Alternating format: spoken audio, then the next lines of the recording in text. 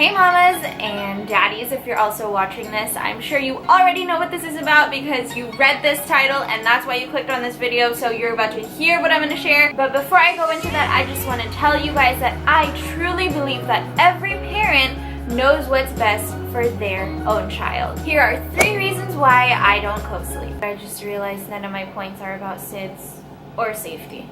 Anyway, let's get right on into it. My number 1 reason is mommy and daddy's bed is exclusively for mommy and daddy. Now, of course, there are many nights that our children, even up to now, still will sleep in our bed, especially when they're newborns. If I'm breastfeeding and I don't feel like putting them back that night, or I just want extra cuddles, then I let them stay in bed with me. But for the majority of the time, we don't keep them in the bed and we don't co-sleep because we want them to grow up knowing that mommy and daddy's bed is a special place for mommy and daddy, and that they also have a very special place for themselves that is specifically and especially for them to sleep in. Babies will get accustomed to where they get used to sleeping, so it's best to get them started as early as possible so you don't have trouble kicking them out of your bed when they're bigger. Plus, honestly, it's just so much more comfortable. I'm like a crazy sleeper and I just like my space, you know? I'm a tummy sleeper, my legs, my arms are everywhere, and my husband knows that. Thanks, babe, for understanding. That's it for number 1. Number 2, marriage comes first.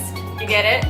No, you don't get it. I'm sure you don't get it. I know you're like, what is the point? Let me explain it right now. Okay, so we believe that part of having a good, healthy marriage is being intimate on a regular basis. And if you're a wife and you don't know this yet, that is your husband's number 1 need. All of that is kind of difficult to do with a baby in the bed, now I'm saying.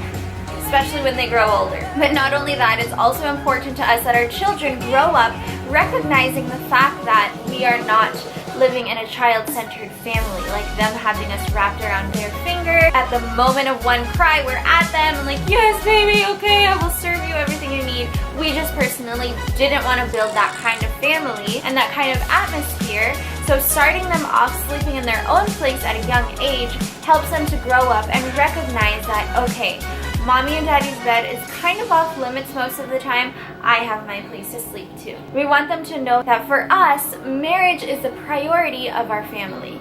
We believe that as they see a secure marriage and as they see their parents living in a secure relationship, that also passes on security to them as our children and as individuals as they grow up. We believe that keeping our bed as just between husband and a wife shows them and exemplifies to them the importance and the hierarchy of marriage within the household. When they see us, how we love each other, how we treat our marriage as special and important, they also feel more secure. And one of the ways we've established that is by not co-sleeping.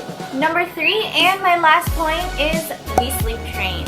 Sleep training has literally done me wonders since I started it. I started when my firstborn was maybe around 2 or 3 months because I learned about it kind of late, and it really helped me to enjoy motherhood to its full extent and to see a happier, healthy baby compared to when I wasn't sleep training. What helped me the most was because I didn't have a helper at that time or anything. I needed to get chores done. Like, I couldn't stay around them all day, putting them to sleep, not knowing their schedule and all of this stuff. It would just drive me crazy. So sleep training really helped me to be more sane, and it helped my babies to be happier and healthier. Now, part of this sleep training is keeping the baby sleeping in a place that is constant for them most of the time, so that they know that when they see that, when they see their crib, when they see the bed, when they see wherever they sleep, they associate it with sleep. So they'll automatically know, okay, it's time for my nap time. And because of that, that is also why we don't co-sleep. I would put baby in the crib while she's trying to soothe herself and put herself to sleep, and I just couldn't take the risk